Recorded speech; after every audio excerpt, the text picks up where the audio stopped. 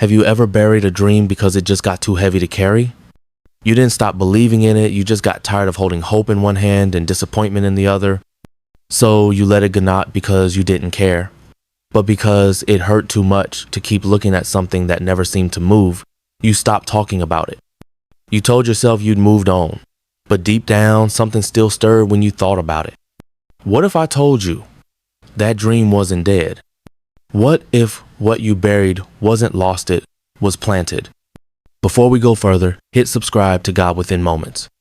We share messages like this, timely words, gentle reminders, and holy confirmation for those who need to know God hasn't forgotten what He placed in their hearts. There was a woman named Joy. Her name didn't match her story, not for a long time. She once dreamed of starting a youth home. She had journals full of ideas, budgets, prayers, vision boards, but life happened.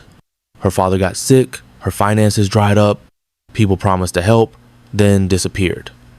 One day, she packed up the vision and put it away. Years passed. She stopped talking about the dream altogether.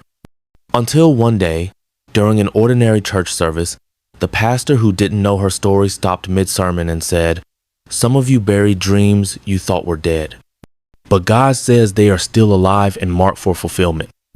Joy sat frozen. Tears filled her eyes. She hadn't told a soul in years, but suddenly, she knew. That word was for her. She went home, pulled out her old journals, and began praying over the dream again. Not striving, not chasing, just obeying. And then the most unexpected thing started happening: peace. Not hype, not pressure. Peace, followed by disruptions. One job offer fell through. A close friend moved away. But instead of panic, Joy felt calm, centered. Because obedience is often confirmed by peace and timely disruption. God was clearing the space, making room. And then the resources started showing up.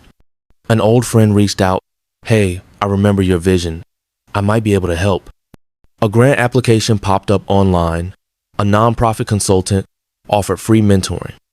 Out of nowhere, doors began to open, not just financially, but emotionally, relationally, and strategically. Joy didn't have to hustle her way into purpose. She just had to say yes again. And maybe you do too. Maybe you've buried something sacred, not because it didn't matter, but because it mattered too much to keep watching it sit still. But hear me, your buried dreams are still alive. And they're not just alive, they are marked for fulfillment. You didn't miss your moment. You didn't fail. You paused. And even that was part of the process. If there's a dream on your heart that you let go of, this might be the moment God is gently handing it back to you. Not with pressure, but with peace. And as you move forward, watch what starts to unfold. Provision won't just be financial.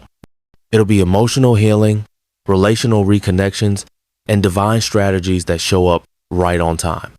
Not because you forced it, but because God orchestrated it.